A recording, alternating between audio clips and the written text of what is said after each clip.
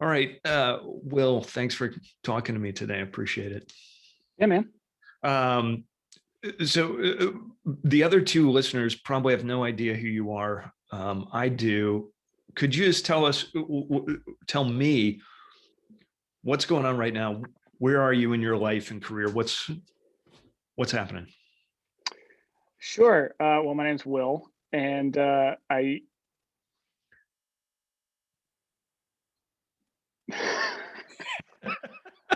um, who am I? Well, it's an interesting question because I am right in the midst of a massive transition in my life. A lot of really kind of big things have happened to me. I just recently got engaged. I recently moved back from living in Europe for the last 4 years. Going to be based back in my hometown for a little while I kind of find my feet. And so it is an interesting question because I am right now really reflecting on, who and what I am and what I do. I mean, our relationship has mostly to do with filmmaking and sort of enterprising projects and doing creative work. And it's something I've always loved doing. And it's been a struggle finding a way to make that be a profitable endeavor for myself. And so over the last 5 years, I've spent almost all of my time, exploring that, growing within that field, but also trying to find avenues to make that into a livelihood for myself. And especially now that, I will be getting married this year and then, taking on the big boy roles, it's time for that to really start, paying off, but also make sure that I stay true a little bit to my desire to kind of grow creatively and keep pushing boundaries for myself. Yeah. But you have a production company, I think, that you started in Germany. I do, yeah. So I was in Germany, and the bulk of the time at the beginning, I was finishing up my second feature film. And as that wrapped up, I found myself with much more time and very little money. It was sort of all out the door. And so, I was looking for real work, and I got brought into an esports agency over there. Esports is sort of professional video gaming, and they put on these very large live tournaments that also get live streamed. And there's just a lot of production work that goes into that. So was brought into this company as their creative producer to try and sort of push the boundaries a little bit. Just a lot of the productions you see in this, they're very basic, very small, because during these live streams, they obviously have commercial breaks. And a lot of those commercials are just done by in-house teams for different esports companies. And they've sort of evolved in-house. They never really brought stuff from out of house in.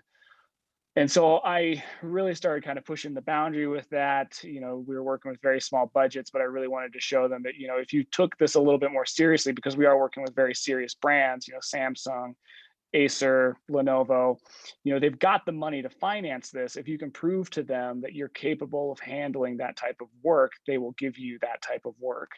And so I sort of began a push with them to kind of up the production value on our stuff. And we got to a pretty good place. And then obviously COVID hit, and the company itself, since most of their bread and butter was hosting these live tournaments, and those were all out the door. I mean, they still did pretty well because they did have a vast majority of their industry streaming. But I'd reached about the 1 year mark in my contract where it was time to renew, and they weren't really in a position to start giving me a pay increase since they'd already even laid off some people. It just wouldn't look good for them. They didn't feel comfortable doing it. And so we kind of got into some negotiation talks where I was going to leave and they wanted me to stay, but they said that we can't pay you. What is it that you want? And so I sort of pitched them this idea to let me work more as a retained freelancer. And I kind of structured the model off of, a lot of production companies. If you're a director, you work on a project to project basis, but a lot of times, if you're lucky, you can sign exclusivity agreements with certain production companies, and they will then pay you an annual or a monthly guarantee to sort of have you off the market, but have you in their pocket. You're not getting rich off of it, but it just, holds you in a holding pattern until they can give you work. And so I said, offer me something like that, pay me this minimum. You'll get a guaranteed 40 hours a month. So 10 hours a week for me to help you work on bids, pitches, put together pitch decks for you. But then if we do land a client, then I get, first right of refusal to take it through production, and I get paid 10% of the budget. So any large expenses wouldn't, I mean, it'd be coming off of their profit margin from this deal with the client, but it wouldn't cost them anything up front for me to do that. And then just sort of the way things worked in Germany, and I was also very cautious of the taxes, the tax situation over there. I decided to bill them under a US LLC. They also have a US based branch, so it worked out pretty smoothly from that. And so I just sort of quickly set up an LLC through the state's Secretary of State website. And then once we began this new thing, the contract was under my LLC, and the work I was doing was for them to that capacity. And then, things were doing pretty well, but then I decided to make this sort of shift in my life. And fortunately, I already had now, 6 months under my belt of operating this LLC, and the work I had done for them, some of the better higher end work was done under that umbrella. So it technically could be shown as work performed as this new production company had started.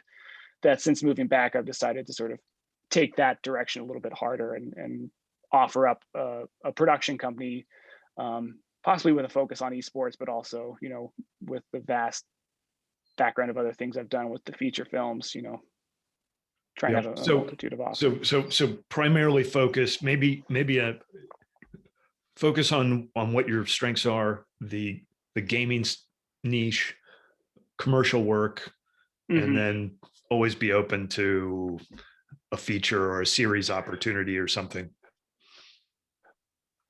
Yeah, well, I think the production company will largely only focus on commercials, but because it is important to focus on a niche, and I inadvertently fell into the esports category on that. And luckily, here in Idaho, we've got Hewlett Packard, we've got Micron, we've got some entities here that are probably hiring local agencies to do some of their work, and now I can be a production company to help them realize that.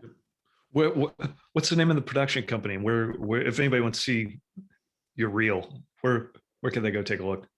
Yeah, I'm calling it Amberwood Creative. So if you go to www.amberwoodcreative.com, you'll see it on there. It's a pretty new website. I think it looks all right. And it looks good. Thanks. Yeah, threw it together with Wix. It looks great. What's important is that the work looks good. I mean, the work you were doing over there is just like it's so much more sophisticated than anything I've seen you do. It's just fantastic. Yeah, I love doing it. It was when those projects first started up, I was a little bit anxious, but as soon as I was there doing it, it was very relieving to find myself being able to do the work. And it's funny to think about the things that I used to fixate on, that I used to really focus and worry about on set, now is just such a side thing. I think a lot of that has to do with now working with people that really know what they're doing. But when I'm on set now, the camera is almost the lowest of my concerns, because I know the people that are managing that are doing their job and making it look good. And it's more about the actual larger scope of coordination that my mind is focused on. All right, that was exactly one of my questions, which was what's something that you thought was important, but is no longer important. And as a filmmaker, when you're starting out, you just, from then to now, it's a totally different thing in terms of what I thought was important became totally insignificant and something I'd never thought about, and the stuff that I didn't think about became the most important things to think about. But I wanted to ask you that. I mean, aside from the camera, anything like that with actors or working with crew or working with clients?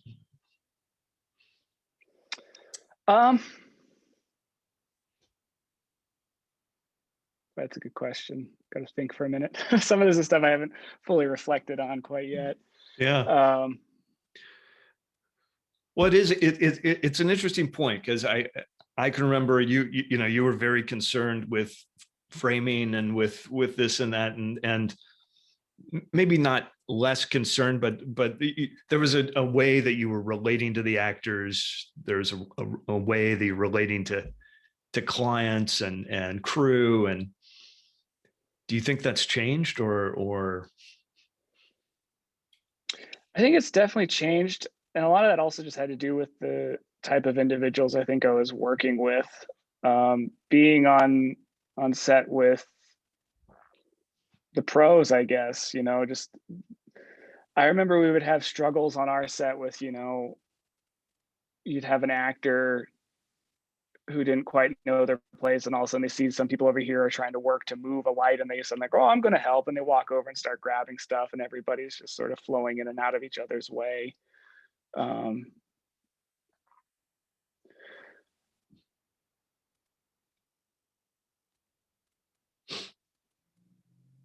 I think like a big relief has also been working with, I mean, obviously everything I've done, you're still following budgets and it's very tight, but you do have a bit more money and a little bit more leeway with it. You're always trying to be conscious of your profit of margin, or your margin, whatever, your margin profit. I can't speak right now. But at the end of the day, you do know still like, okay, this is what we like to spend, but in a worst case scenario, here's what we can go to. And at the end of the day, it is most important to make sure that you're realizing whatever it is that you need to realize, and sort of you reach a point where you free yourself up of worrying too much about it, and it's just about what's the best way to solve this problem. Yeah. So how did you get into um, filmmaking? When did the light bulb go off? It was like, hey, I want to do this. Um, I think I want to do this as a career. um I had a lot of fun playing with cameras when I was younger, and I did like the video announcements in high school. And one year for a German project, I made a short film.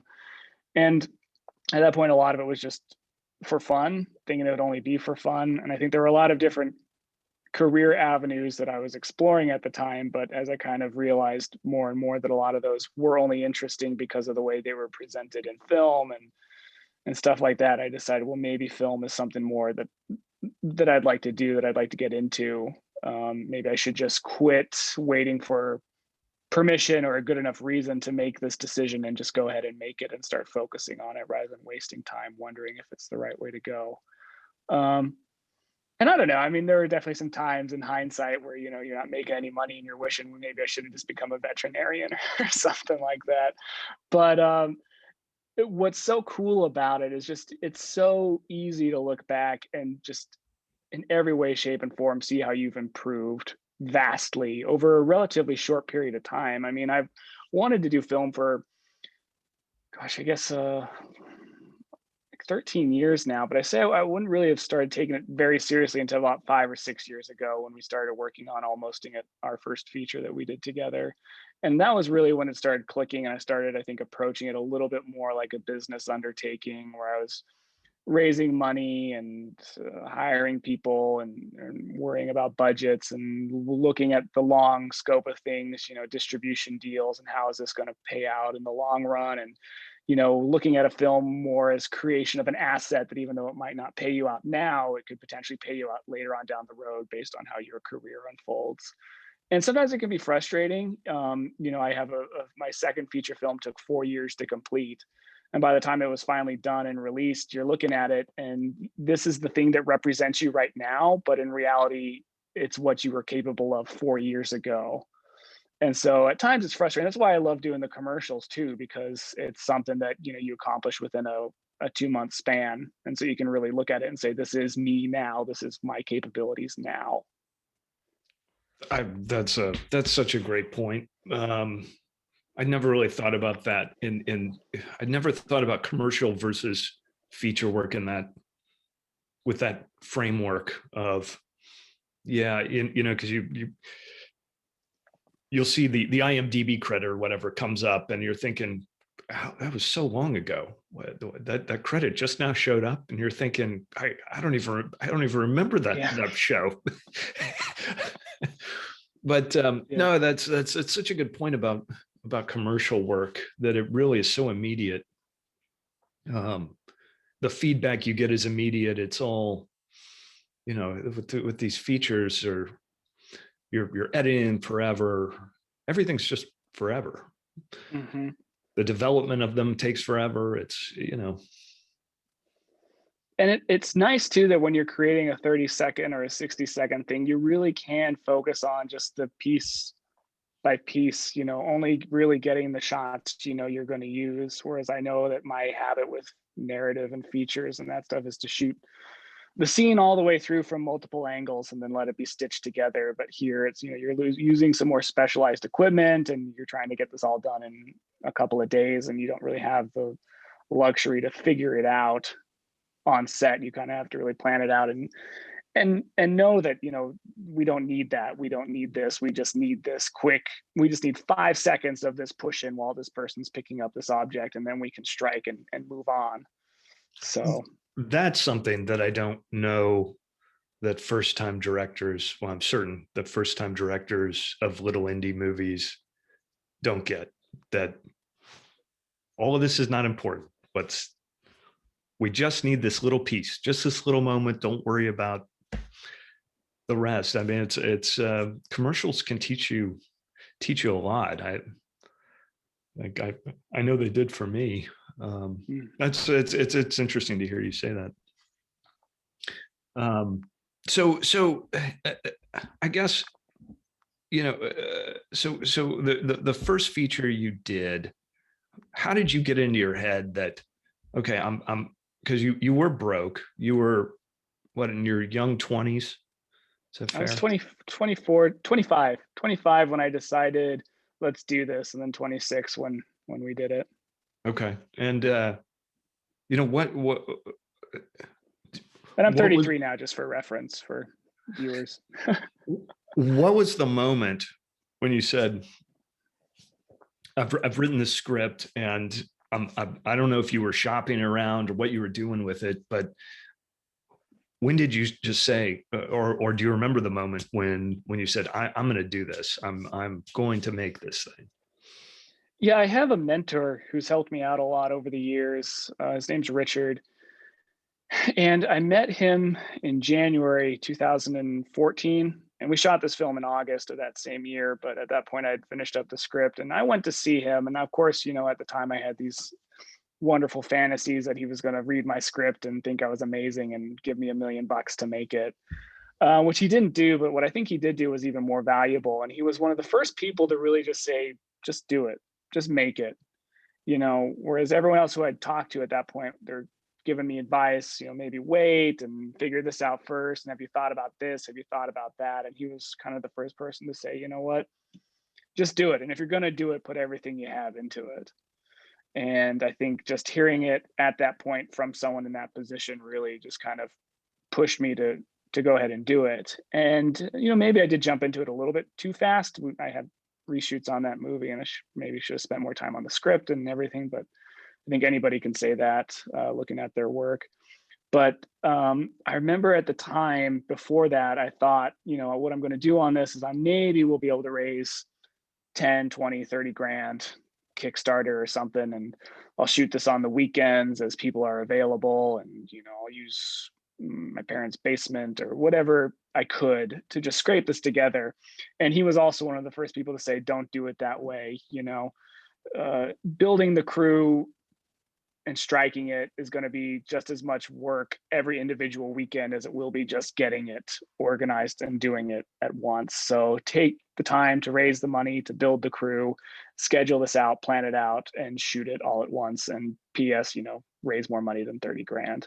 And again, I think I kind of enjoy those challenges, I guess. Once I get it in my head, I'm going to try and raise $150,000 to make this happen. And then it just sort of becomes, that's what you have to do. And it's not about if, but when. And so.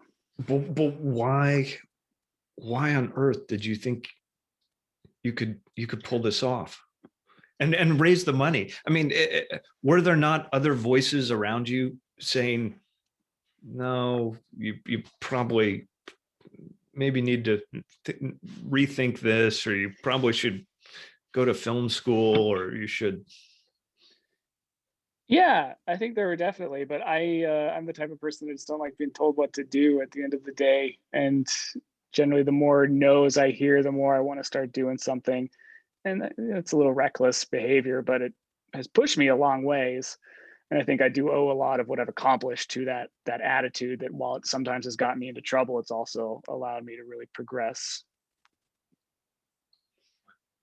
So you I guess what I'm saying is like when you hear those voices, don't let them discourage you. Let them inspire you and push you, and see it as a challenge rather than an excuse to fail. were you scared? Yeah, I was scared, and I mean, you remember this. I got into it even before I'd finished all of the financing, and just sort of assumed that this is going to take care of itself as it gets going. And boy, when you've got a week to come up with 30 grand, when you got that fire under your butt, you really start to hustle, and you really start to to move. And there's the outward worry of, I don't want to disappoint anybody, I don't want anybody mad, but then there's also the very direct, people calling and saying, where's my money? So yeah, yeah, but So was learned a that good a lesson good from that as well. was that a good thing? Or would you have rather have not, would in No, retrospect? I think I don't know, I think in retrospect I should have probably negotiated some better deals up front and given myself a little bit more padding jumping into it. But I think it's like it was reckless, but I think it's almost like with anything that sometimes you've got, it's like you've got bills to pay, and you really don't want to, even though you've got enough money to go grab a hamburger or a beer every so often. But the idea of suddenly dumping all this money or finding a way to pay off this bill really fast, it just doesn't seem like something you really want to do until all of a sudden, you've got the repo man at your door. And then you do find a way really quick to get that bill paid. And once it's paid, you feel pretty good. It is a big relief to get that out of the way. Um, I don't know in hindsight if I could have, if I should have done it differently, or if I could have done it differently. I mean, this is a few years ago, but it was definitely reckless behavior, and I put a lot of stuff at jeopardy to do it. But it's also kind of nice to know that in a pinch, now I do know, in a pinch, it is possible to do something like that. But it's reckless behavior. I don't know if it's good or bad. It's hard to say, man. Hard to say. I don't know. I'm glad. It I was guess I'm glad yep. Well, I was just gonna say you could no bridges were burned. There were no. you could describe it as reckless. You could also say it was calculated risk taking.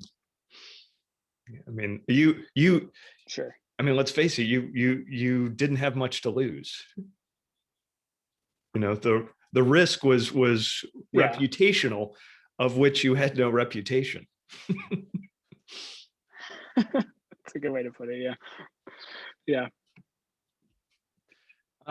So what, like, in doing that project, it's just for everybody to know, it's just a little indie feature film, and everyone's got to make their first one. And hmm what was the, aside from the financing and that pressure, what was the hardest thing about working with actors? Because you had some people in there that Yeah. maybe explain that, Learning how to. because you raised this money, and then someone said you need to have some names in it, and Mhm. so you went out and found some names, Yeah. and was that the challenge, or was it working with the folks who had no, because you had people who'd done major network television series and were kind of Sure. internationally known, and then you're also working with people who've literally never acted in front of the camera before. Yeah. Yeah. Um, Let me break this really quick into two parts. Uh, in that situation, aside from financing, the hardest part of the job was having to have all the answers. People coming up to you wanting to know, and then needing to know, but also not second guessing yourself. And I did do a lot of second guessing, and I still sometimes do maybe lean too much on some other people around me to ask them, their opinion about things. But a lot of times, you really need to be able to give answers and stand by your answers.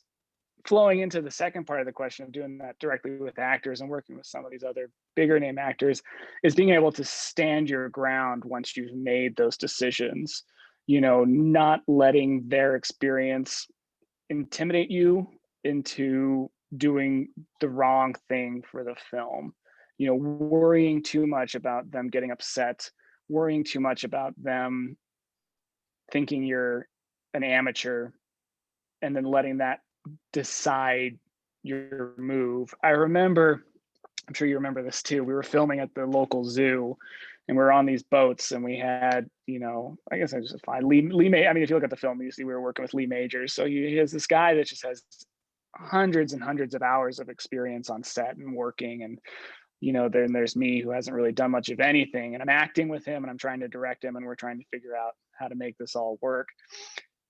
And we started filming before the zoo actually opened, but it was opening as we were working. And we had sort of three main setups. We wanted, the two shot of us and then each of us getting our coverage on the boat.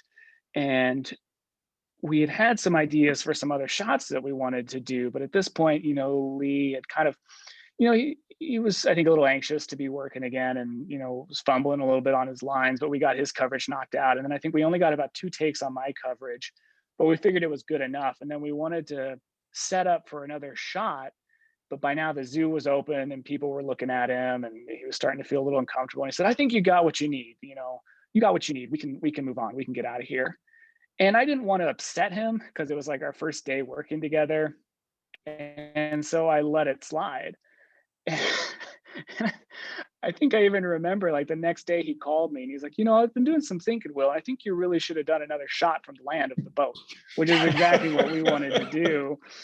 And sure enough, in the edit room, I was like, "Oh, I wish I had a shot of, the boat from the land, or, just one other shot." And it's a mistake that you can't fix later on. You get what you can get. And so you better make sure you get it.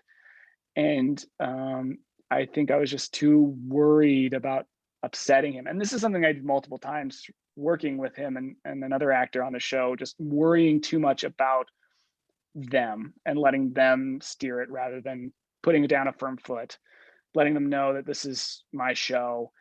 And I think it's different if you're working with people you aren't paying, but I was paying them a pretty good chunk of change. And you just got to remember, as a boss in that situation, you've bought them for the day. They need to do what you tell them to do. Their contract says they're there for 8 hours, work them for the 8 hours. Don't let them call the shots for you. And that's something I was really glad I did learn. And on my second movie, I was working with some bigger name German actors as well. And I would do scenes where all of a sudden, the guy would just suddenly want to change the blocking in the middle of, after several takes. And, I think some of them actually want to be told no, because I was surprised. I was because this guy that we were working with at the time, he suddenly decided to do something completely different.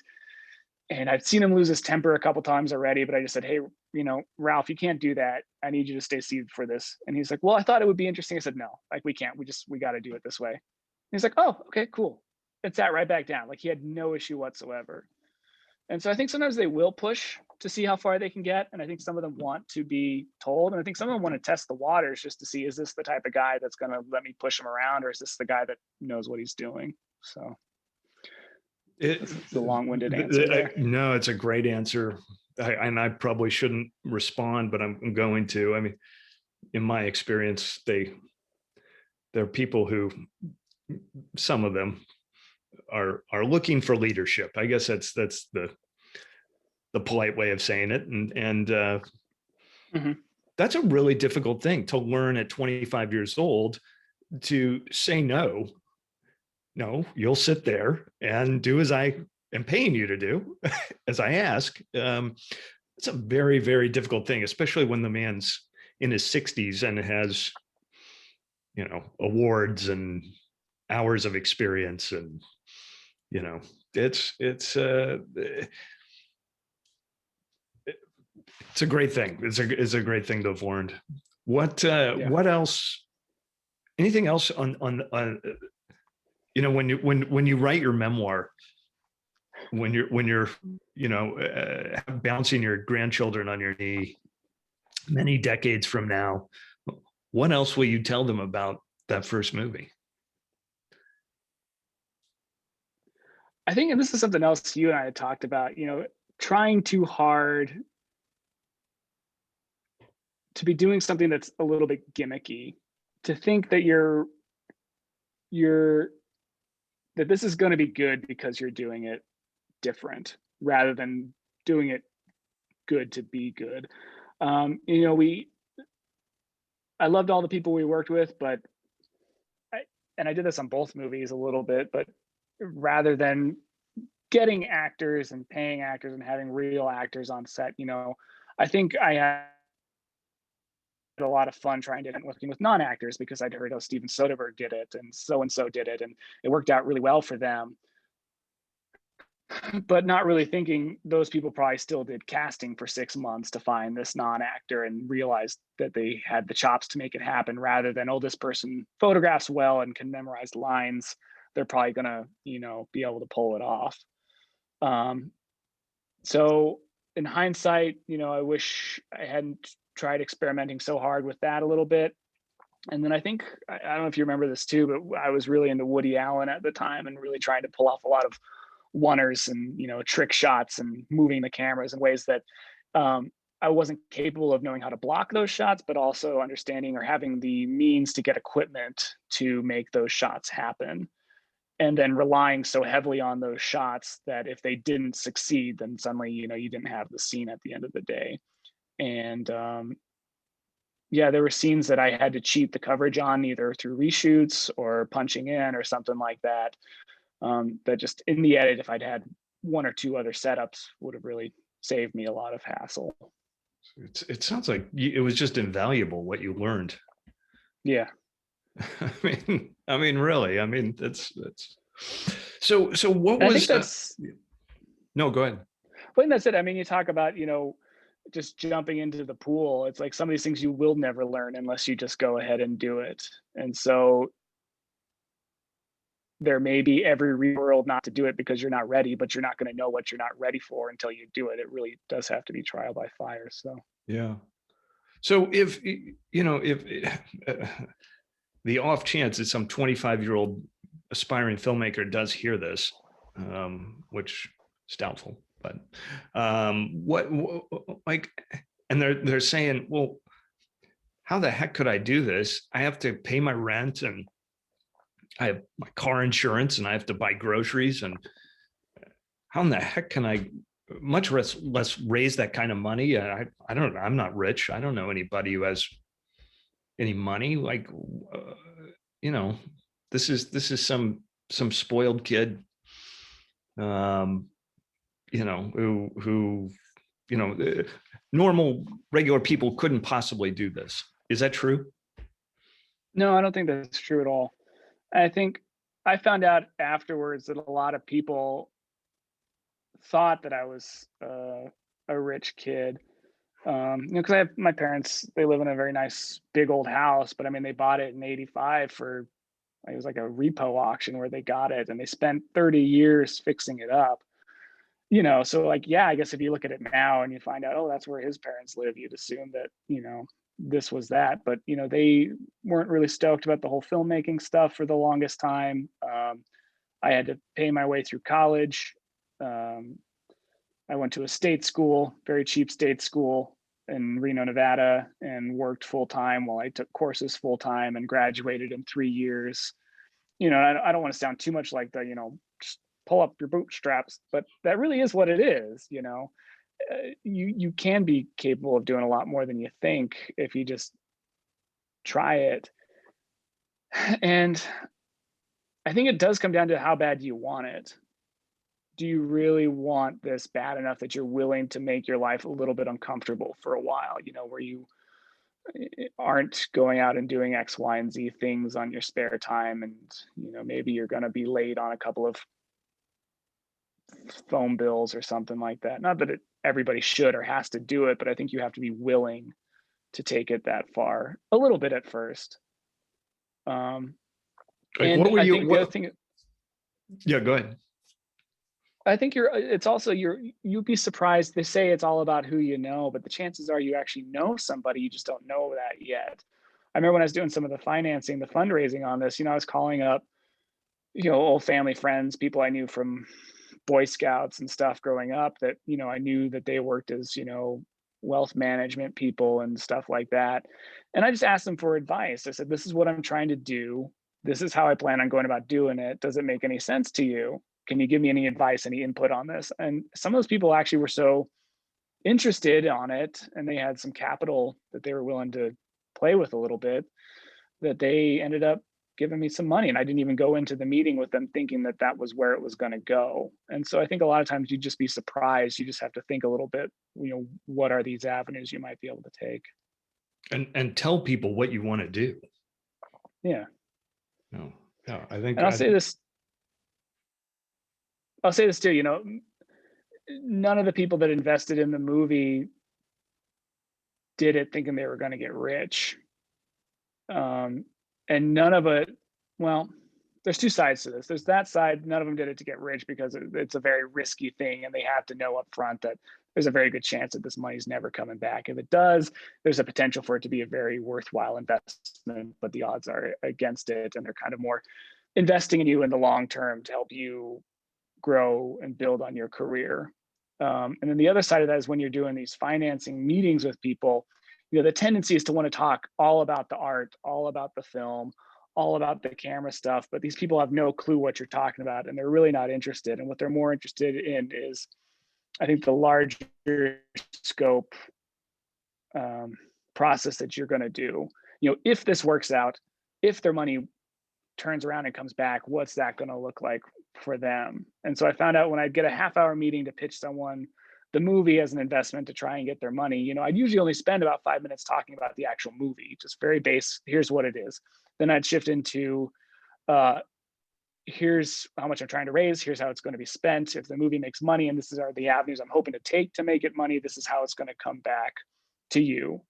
And then maybe talk a little bit about how it's going to be made, here in Boise with people paying them X, Y, and Z, and then leave some time for questions. But very little is actually spent on talking about the movie. So they're more interested in you. They're more interested in how the cash flow may work. So you don't have to go out and look for people that understand movies, I guess, to finance this with you. Oh, that's great. How did you figure that out? Did just trial and error? What, I'm not talking about the right thing here, or did someone tap you on the shoulder and say, you change up how you're describing this? Yeah, I think when I raised money for Almosting It, I had about 50 meetings with potential investors and signed about 12 of them, I think, which is a pretty good success rate. But I mean, there was also then a lot of meetings I had that didn't go anywhere. And so I'd end each meeting by saying, if this is something you're interested in, I'd really love to talk to you about it more. If it's not, that's fine. Can you tell me what I might have said, how this could have been presented to you differently that might have made you more interested in what it is that I'm selling? And so as each of these meetings was a fail, I would try and learn what I could from it and then change my approach for the next one. Is any of that in any value of any value in the commercial world?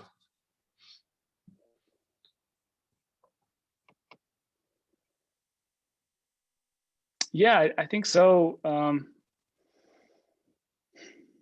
to think of the best way to put this all together. Sometimes I feel like there's just so much to talk. I was responsible for doing a lot of pitching and also writing of these specs.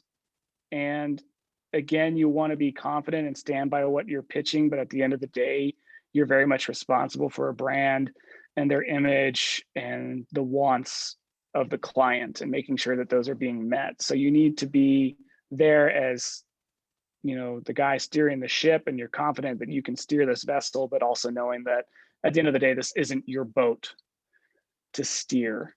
And so finding a very malleable way to speak to people about what you're doing and letting their input influence you and understanding, okay, maybe if I hadn't pushed so hard on this or acted like I was really the big boss here and opened yourself up for input and feedback through every step of it, that's what I think a lot of people are looking for when they're trying to hire a commercial director. Isn't so much what they're able to create, but how they are to work with. Yeah. just to jump back real quick, Yeah. because there's so much to talk about with the commercial stuff, but just to get back to how broke were you?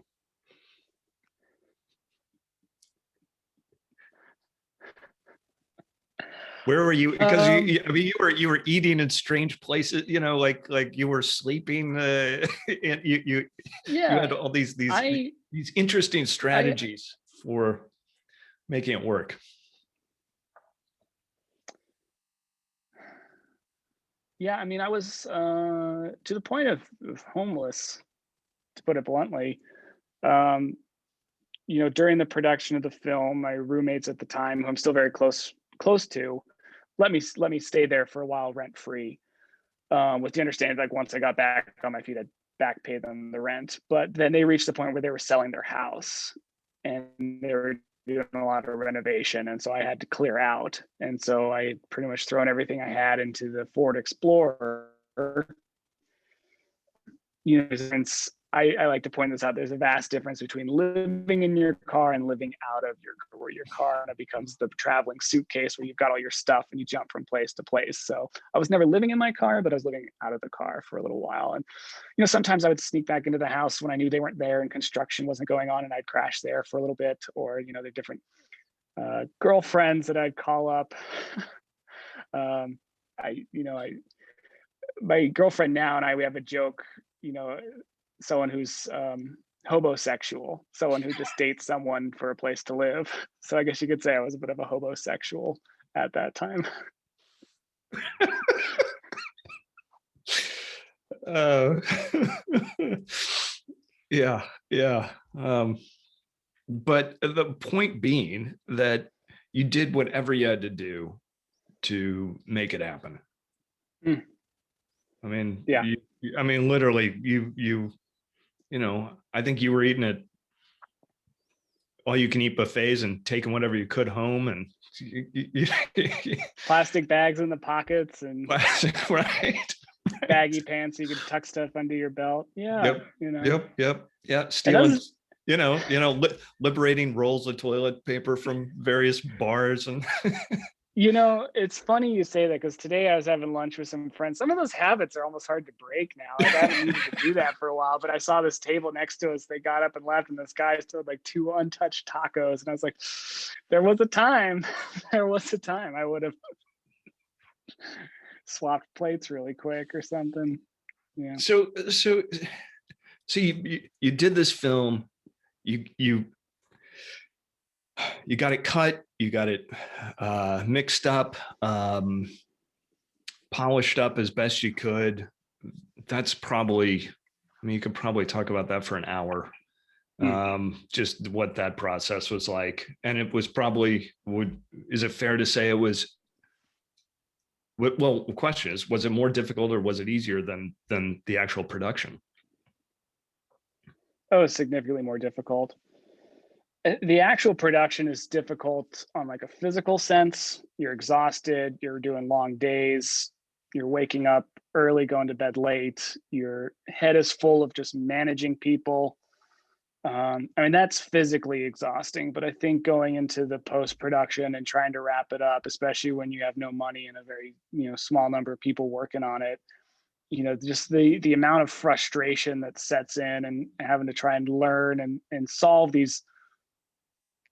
They're much bigger problems, and they have much fewer solutions than when you're on set and you can suddenly decide, let's just point the camera in another direction and shoot a different scene really quick. Since this one's not working, we'll shoot, like, this audio doesn't work, this whole storyline doesn't work, that shot's X, what do we do now to fix this, to make this work? And you go into reshoots, or if you have the option, or and then it just also just gets very lonely, because when you're on set, you got a lot of people around, and you get people you can joke and laugh with, and the food's usually decent. And after that, you're eating tacos you stole off of a plate while you're huddled around the laptop trying to make sure these hard drives don't break while you're editing the same 5 seconds endlessly over and over.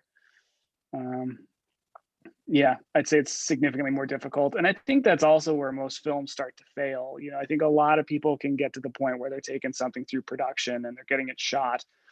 But I mean, there's even a film I worked on that was shot in April of 2016 with a guy who's a TV director and TV actors over in Germany. I mean, it's a pretty professional group of people, and they're still whiling away through the post production. And I mean, I took a long time on post production on my second film, but I was also doing massive reshoots and constantly doing things where this has sort of been a little bit more of people kind of sitting on it because the work is very ungratifying in the moment that you're doing it. Well, let's I mean, let's be honest, it's much more fun just to be on set, and it's just not a lot of fun to sit your butt down in a chair for 12, 14 hours and look at all the problems. No, and like editing, it's like putting together a puzzle that you don't have. You're doing it upside down and you don't have a reference picture. You're just kind of pushing pieces and hoping it comes together. There's endless possibilities that it just sort of drives you crazy. Do you do any editing now, or have you gotten out of that? I unfortunately have done so much editing that I'm quite good at it now, so I kind of get stuck doing it. But I hate it. I hate it. Most of my commercials lately, I've been doing the editing on. I did do the full edit on my second feature. I didn't edit my first. I did the first cut on my first feature, but the second feature I did the full edit on. And then yeah, a lot of the commercials I've done. And I think that's sort of been when I was working with an in-house team, and I was really pushing, making sure these commercials are either a hard 30 or a hard 60. And they're looking at the footage saying, well, this is more like a minute and 25 seconds. And so yeah, it just sort of became a point where it was easier just to sort of take over some of the edits when you had that hard deadline facing you. But I hate it.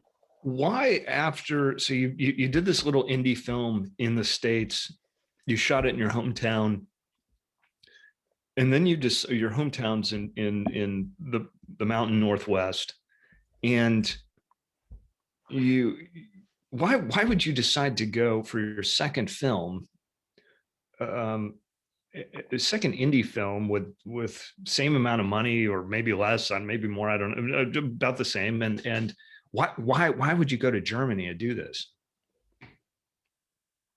Hubris. it, it's like I said before, it's like you're constantly trying to be the guy that did it differently. And I felt like rather than taking the time to really perfect the stuff I practiced and learned on almosting it, I was going to try and step it up. And, I felt like, oh, everybody's shooting indies in one location, couple of days, that type of stuff. And I thought, I want to try and do something that's big and bad and mean, and take this tiny nothing budget and stretch it to the point that this looks like an actual massive film production. I wanted to do that, and it cost me a lot of time in the long run. Obviously I learned if my first film was film school, then the second film was definitely master's or PhD on that. It was just, yeah, I got myself into a hole on that one, but I learned a lot, so I don't really regret it, but I do a little bit. And just, I don't know if this matters, you're also fluent in German. How are you fluent in, how did you come to be fluent in German? Yeah, well, I guess, I mean, I decided to shoot in Germany because I was familiar with it a little bit. I was an exchange student in high school to the region in the Harz Mountains, which is where we shot a lot of this movie. And then after college, I went back there for another year and did some oral history projects and also shot a short film. And it's sort of where I decided to stop waiting for stuff to happen and start trying to make things happen. Um, I think it's a common thought for young directors to think, if I just do this long enough, it's going to transform into something else. I remember thinking that way when I was working in news or doing documentaries, just thinking, well, I'm going to do this documentary stuff and it'll go somewhere and someone will see it and then they'll let me, make a feature film or something like that. And I think it was about when I was there that I realized that that's not going to happen, that if you want to be making narrative work, you need to just start making narrative work. So I'd come back, and yeah, so at that point I was fluent in German. I knew the area really well. I had some good friends, some good contacts. And so when it was time for the second film, I thought, well, if I'm going to do something different and exotic, let's go to some place where at least I have some control and some understanding and some contacts. So Yeah, as opposed to Los Angeles or New York or yeah, where I just didn't know anybody or anything. yeah, yeah, and the idea is I'll get a totally different look. I'll have something very unique that anyone who's shooting in LA or New York just won't be able to. Yeah, yeah. Which the film looks great, and all the locations definitely paid off. But I'll never forget this. Like man, this is, I mean, this is sort of a sad story, but I had met this guy through my friend Richard, um, and he was a really cool producer. And I told him, you know, we all had dinner and he showed up, and I told him a little bit about the film I'd been working on, and he thought it was cool. He'd produced Hacksaw Ridge, and I told him I was shooting on the Black Magic Pocket, and he's like, oh yeah, we use those as, you know, crash cams for our Ari and stuff like that. So then I got back to Germany and I sent him the trailer of the movie, and I'd cut a really good trailer and it looked really cool. And he saw it and he just thought, holy cow, like this kid's got something. And he said, this looks great. I think I can really help you out. Let me get this out to some people and let's see what we can do. And so he started shopping it around in the trailer form. And then I, you know, put the finishing touches on, I guess it was about the second cut of the film at that movie, like the second version after a first round of reshoots. And I sent it to him, and it really wasn't good. And he realized right away that it wasn't good, and that you know, I'd made a sharp trailer, but I really hadn't made a sharp film. And he'd already started putting himself out there. And you know, I mean, he'll still answer my emails occasionally, but I think I really, you know, I burned him a little bit. Um, so But you didn't know. I mean, lessons. you didn't. I mean, you didn't burn him out of, No, you know, it wasn't malicious. It it was wasn't. just it was out of ignorance. It was, and you know, I mean, I should have shopped the film. I should have run the film by some other people first, and you know, told him right away, like the trailer looks sharp, but I still need some time on the movie, or something like that.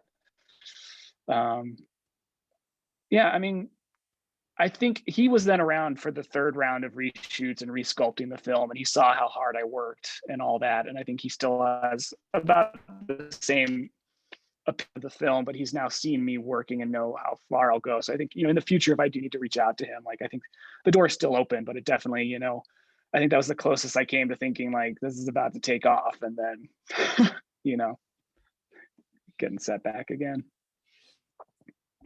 Um, what was the budget on the German? Well, I shouldn't call it the German. What was the name of the film?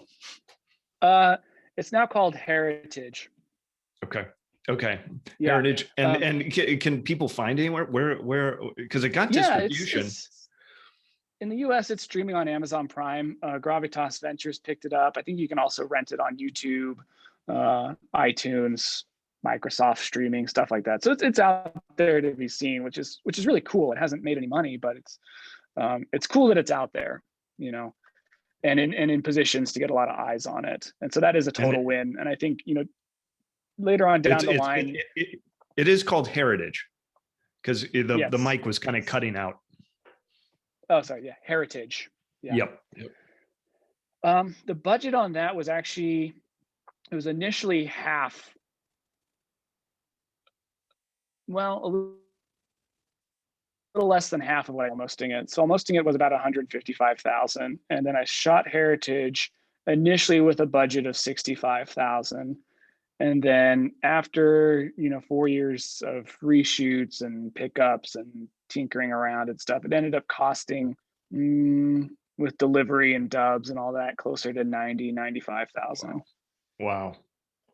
Is that because I mean, I would think with the euro exchange rate, how in the world? I mean, whether because you also had some really high caliber, very talented German actors in that. Yeah. You know, I think there's an advantage to working in Germany in that they, everybody's very professional, and they shoot a lot of TV stuff, and they don't really quite get these no budget indies that really pop up. And I think to them, it's very interesting to witness and be around and see. And um, all the big actors in that movie actually did it for free, Wow. which is, I mean, it's nuts to think about, but like over there, it's like they just, and it's also just because bigger productions they don't cost as much. Like a $10 million movie in Germany is a massive budget. Like most of their films are in the 1 to 5 range. And so, they're just not used to them. It's not quite as much about, making big bucks all the time. It's more about what's going to be more fun for me in between shooting stuff for, you know, German television or something like that, that I really can't stand the script and I can't stand the people. Is it worth giving a couple of days to do this? Yeah, sure. Let's just see what it's like. You never know where this person's going to be in 5 years. I'll give Yeah. it a go. Yeah. And I think that was very helpful to me that I had, because I was in like a second round of reshoots or a third round of reshoots, I already had a lot of stuff to show. And so they could, like I said, the film does look great. And so they could see the trailer, they could see some of the scenes, around which I was going to plug their new scene into, and they kind of could have a good understanding of what this was going to be. So it wasn't quite the blind risk for them to think, well, I might show up and I'm lit horribly and the camera's off and you can't hear me talk and it's just going to be a mess. At least they kind of knew there was going to be some quality out of it. And I mean, I'm here ragging on the movie a little bit. It's not that bad. It just wasn't what I'd hoped it to be. But that's just me being open and honest. I don't think anybody has anything to be ashamed of from it. But yeah, so they volunteered to be in it, and that was pretty dynamite. What are, I guess, and then from there, you stayed in Germany, and I mean, more or less, and you effectively your career up till now has been in Germany. I mean, that's um, so, in that sense, you're taking another risk coming back to the States.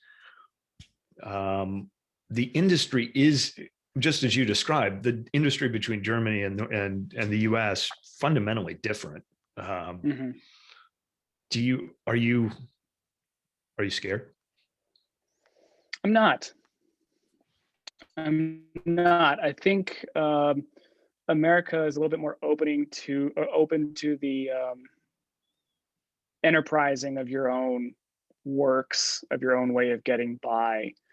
I had a huge issue when I moved over to listed in any of the online directories as a director, because I hadn't gone to school. And I even had issues getting my visa because, I was applying to be a freelance director, and they're looking at my schoolwork and they're saying, well, you studied English, you can't be a director. And I'd say, well, I've already done a film, it's here to see, yada, yada, yada. Yeah, but it's not on paper. We need it on paper. And so they're very much all about like, what have you been trained to do, which is a good thing to a certain degree. But, I'd say the vast majority of directors in the US didn't go to film school. But in Germany, you had to have gone to film school if that's what you were doing. And it really mattered which one you went to. And same thing with the actors. I did some acting while I was over there too, and I had the same issue. And it's really too bad because sometimes even someone could be a terrible actor, but because they've been to the right school, they're going to get the bookings over someone who's totally dynamite but doesn't have the papers to go with it. Wow. So I think it's easier to sort of get stuff off the ground over here. The bureaucracy over there is also just a little bit maddening. The taxes, and I'd reached a point where I was earning pretty good, but more and more was just starting to go out the door. And I mean, I think anyone who says like you don't want to do this for the money is sort of lying to themselves. I think everybody really wants to be doing it for the money because it can be really good if you're tackling it right. And that's definitely the boat that I want to be in. I want to be doing what I love doing, but I also want to be sure that I'm, having a good life because of it. And so I felt like I'd sort of reached the point that I'd done a lot of great work, but I couldn't get directing jobs for television or any sort of creative work. I was doing really well for commercials, absolutely. I felt like I kind of, though, slipped in around that by going with this esports stuff. Because when I initially moved over there 4 years ago, I was also trying to do commercials, and back then I was trying to do tabletop and food. And I was having, I had some meetings with production companies, but I wasn't getting signed anywhere. Um, but because of what esports is and how it's sort of evolving right now as we speak, I mean, I was shooting stuff for Samsung and the client wasn't even on set, which is bizarre. And they would only do their feedback in pre and post production stuff, but they didn't want set photos. They didn't care because it was just, I mean, they had a budget, but it wasn't where Samsung's always spending their money. It was their esports branch. So it was okay to let it slide a little bit. So I think that opened up just a ton of opportunity to get ahead a little bit. But I felt like I've sort of reached what I could over there as far as if I wanted to start a production company over there or any of that stuff. You're really going to kind of be bowing down a lot to the bureaucracy of just trying to get by. And so Yeah. I feel a little bit more optimistic doing that here. Yeah. Yeah. It's pretty gutsy. What an experience. I mean, Yeah. nobody has this experience. I mean, relatively. There's like a million things we hardly got to speak about anything I really want to talk about. Would you consider doing this one more time, maybe? I'd love to, man. I would. Okay. That would be great. I would, because I'm just, I didn't basically get to any of my questions. Yeah, it's hard. I find myself, like I said, I talk in circles sometimes because it's like one question then suddenly leads to all these different trail offs, and they all have something to do with the topic. But it's like I just feel sometimes that I've done a lot of stuff, so it's hard to sometimes give the quick, easy answers. It's not you. It's my inability to structure a question so it's not you. It's me. But yeah, if you would do this again, that would be great. I would love it. Sure. So just to wrap up this, the names of your films are that people can see.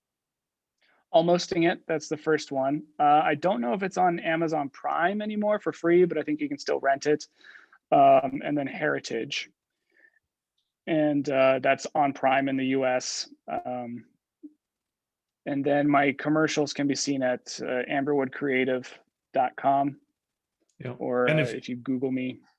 And if anybody wants to drop you a line, they can reach you through your website. It's pretty easy. I think even on my IMDb, I have my email on there. Yeah. Right. And then I also am getting a YouTube channel off the ground where I do some filmmaking talks there. So. Excellent. And this is sponsored by GD Herring Insurance. Check it out in the show notes below. And we'll put links to everything. Will, thanks. Really appreciate it. Thanks, man. Totally. Yeah. Good to see you. Do it again soon. Great to see you. Great to talk soon.